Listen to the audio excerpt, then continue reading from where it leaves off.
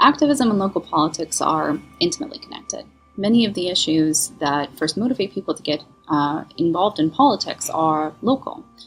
Efforts to preserve parks or historical sites, to get repairs done to buildings, or to come up with plans for new clinics or schools in their neighborhoods. And so it's not surprising that many of the deputies who were elected in Moscow in 2012 and in 2017 had some history of local activism. They organized people against the expansion of Leninski Prospect, or they organized people to oppose developers' plans. And when they get into government, they become really valuable allies for local activists. But more than that, they also become this link between opposition politicians like Dmitry Gudkov or Alexei Navalny, who are hoping to be elected to higher office, such as Moscow's mayor, and well-established networks of local activists that can be strategically mobilized during elections in support of these politicians.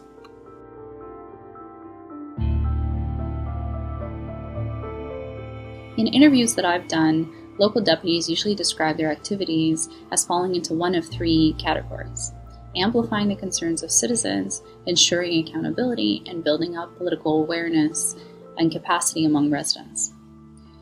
Deputies amplify the concerns of citizens by formalizing these grievances.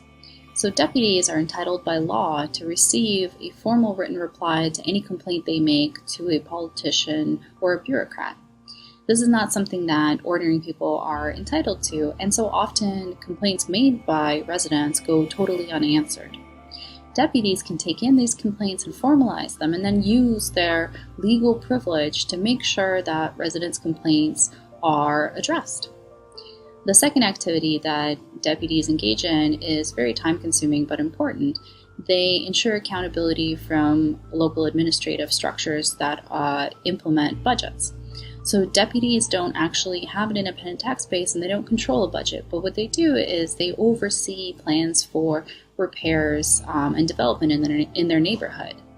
And what they can do is they can make sure that money goes only to those repairs that are actually needed, and not, say, to repairs that are unneeded and are being planned so that money can be siphoned from the budget. Given Russia's corruption problem, this is an incredibly important oversight power that deputies have.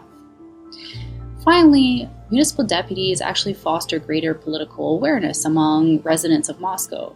Essentially, deputies are showing residents in their neighborhoods what it's like to have responsive government, responsive politicians. They record meetings, they invite people to meetings, they distribute information, they inform people about what their rights are. And over time, residents learn how a responsive politician can benefit their life.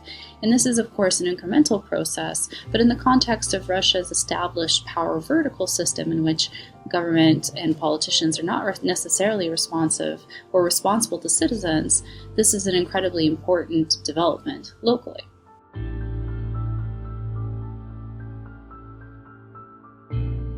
Recent developments in municipal politics in Moscow are consequential.